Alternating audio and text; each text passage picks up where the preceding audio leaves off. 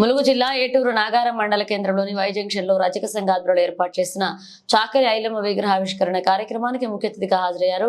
రాష్ట్ర పంచాయతీరాజ్ గ్రామీణాభివృద్ధి స్త్రీ సంక్షేమ శాఖ మంత్రి వర్యులు డాక్టర్ సీతక్క ఈ సందర్భంగా మాట్లాడుతూ భూమి కోసం, భుక్తి కోసం, వెట్టి చాకరి విముక్తి కోసం తెలంగాణ రైతాంగ సాయుధ పోరాటంలో పాల్గొని దొరలు, దేశ్ముఖ్లు, రజకారులను గడగడలాడించిన ఐలమ్మ స్ఫూర్తితో ప్రజా పోరాటాలను కొనసాగించాలని మంత్రి సీతక్క అన్నారు.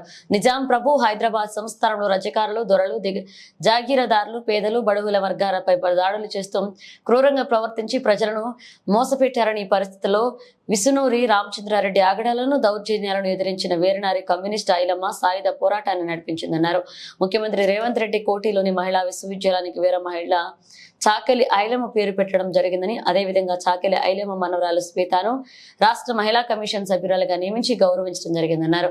చాకలి ఐలమ్మ స్ఫూర్తితో మా ప్రజాపాలన కొనసాగిస్తామని సీతక్క అన్నారు. ఈ కార్యక్రమంలో ఎమ్మెల్సీ బసవరాజు సారయ్యతో పాటు ఓఎస్డీ మరియు రజక సంఘ రాష్ట్ర, జిల్లా, మండల నాయకులు, కాంగ్రెస్ పార్టీ నాయకులు, కార్యకర్తలు పాల్గొన్నారు. ఎక్కడున్నా కూడా అంటే ఎక్కడ ఆమె ప్రస్తావన వచ్చినా సీఎం రేవంత్ రెడ్డి గారు పక్కాగా చాకలి ఐలమ్మ వీర వనిత పోరాట స్ఫూర్తి అనే ప్రతి చోట, అప్పుడు ఇప్పుడు అధికారంలో ఉన్నా కూడా ప్రతి చోట తీస్తూనే ఉంటాడు, వారికి నివాళులు అర్పిస్తూనే ఉంటాడు.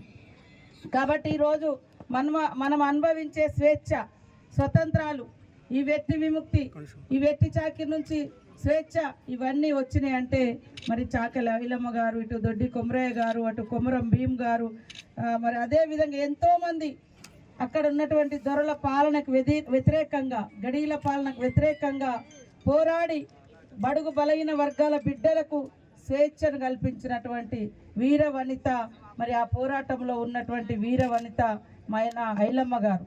కాబట్టి ఇలాంటి పోరాట వీర వనితల యొక్క స్ఫూర్తి పుస్తకాల రూపంలో, కథల రూపంలో ఈ నేటి తరానికి అందించాల్సిన అవసరం ఉంది.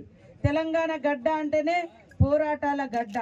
దోపిడీ ఎక్కడైతుందో దానికి వ్యతిరేకంగా పోరాడిన గడ్డ తెలంగాణ గడ్డ.